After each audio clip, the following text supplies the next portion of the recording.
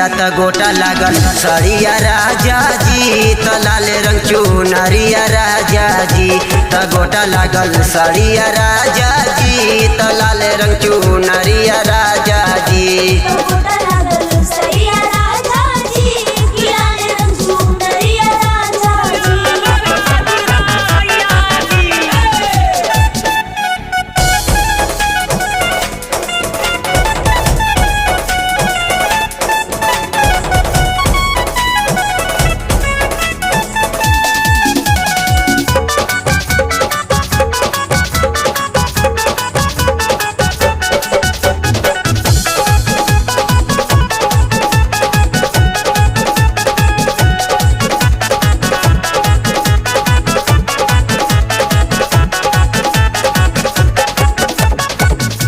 एखे दशहरा हमरउआ संगे जाइब दर्शन करब माई के चुनरी चढ़ाइब।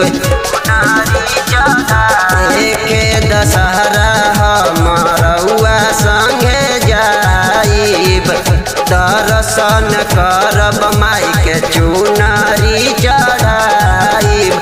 लाल अड़उलवा चढ़ा के बोलब माई के जय करिया त गोटा लागल सड़िया राजा जी की लाल रंग चुनरिया राजा जी की गोटा लागल सड़िया राजा जी त लाल रंग चुनरिया राजा जी।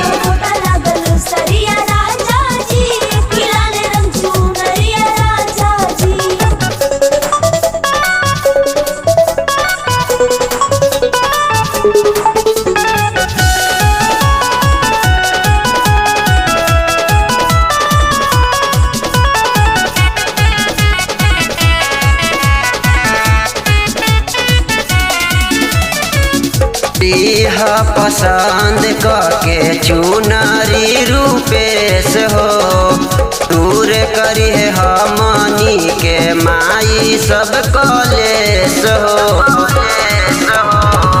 लीह पसंद करके चुनरी रूपेश हो दूर करी है हमनी के माई सब कलेश हो। आनंद अंजन खोल भोरही मंदिर के केवड़िया गोटा लागल सड़िया राजा जी की लाल रंग चुनरिया राजा जी। लाल अड़उलवा चढ़ा के बोलब माई के जय करिया त गोटा लागल सड़िया राजा जी की लाल रंग चुनरिया राजा जी।